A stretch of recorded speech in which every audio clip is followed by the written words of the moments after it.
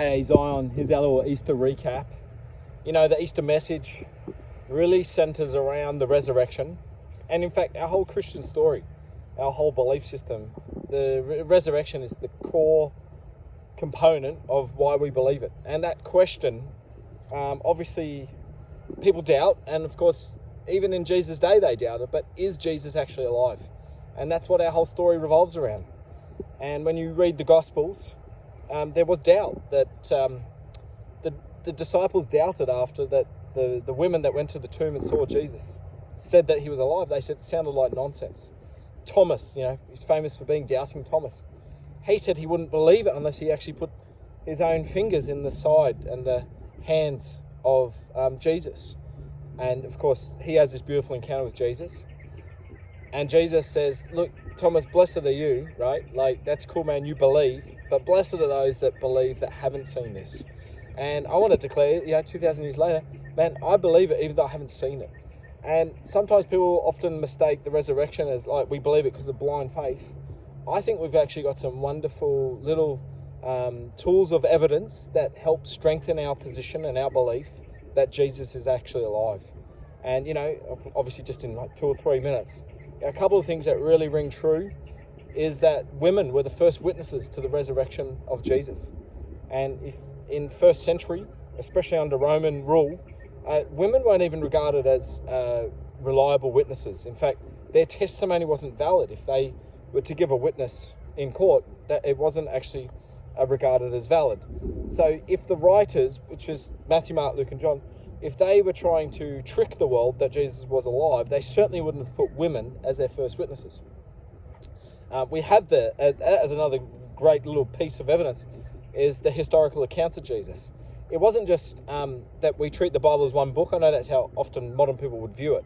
But Matthew, Mark, Luke and John are actually treated as 4 historical accounts, 4 different pieces of historical work.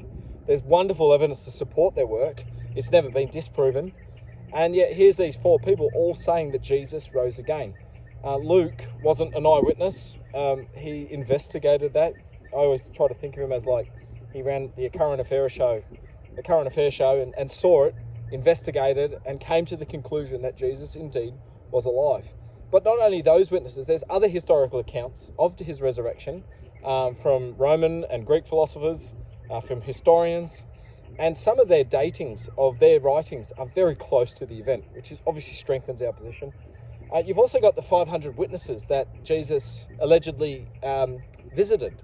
And the reason why I say allegedly is, I believe it obviously, but those 500 witnesses, despite what we've seen maybe in modern day religion, I know I've been to Italy, I've been to the Vatican, it certainly looks like the church there is doing pretty well financially.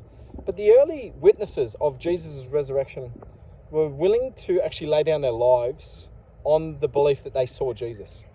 And, you'd sort of go, maybe if it was just 2 or 3 people, could be a bit corny, but 500 of them. And if you know a bit of history, the early church suffered incredible persecution, and many were martyred for their faith. Many were incredibly persecuted for their faith, and yet they stuck true to this idea that Jesus, they saw him alive. And none of them became rich or famous or had Instagram followers in the millions.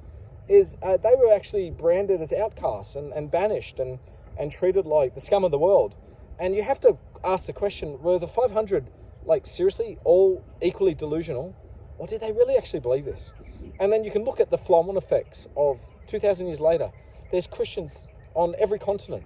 And this Jesus that we follow, he's banned in more countries than any other name. The Bible itself is actually the most banned book on the planet right now. And that might be hard for you to fathom in Australia because, you probably got 7 or 8 copies on your bookshelf. But in other countries, it's a banned book. And to me, that has to be some really helpful evidence to maybe quell some of the doubts that people have. Finally, and I can only speak on my life and maybe the people that have listened to this, but the evidence of the power of the resurrection of Jesus is in the transformation power in our own lives. I can only tell you, I believe it's a beautiful miracle that I call myself a Christian and I'm saved. And maybe you too have that story. But maybe you are listening to this and you're not really totally convinced that Jesus is alive. Well, I hope maybe just a little snippet that maybe that will restore a little bit of trust and faith and hope that Jesus really is alive and you wouldn't become a doubter. But I'll close on this. It does say in Romans 10:9 that if anyone would confess with their mouth, your mouth, that Jesus is Lord and believe in their heart that God raised Jesus from the dead, they'll be saved. It's actually essential to be saved, to believe in the resurrection of Jesus. But I guess asking that final question, is he really the Lord of your life? All right, God bless you. Hope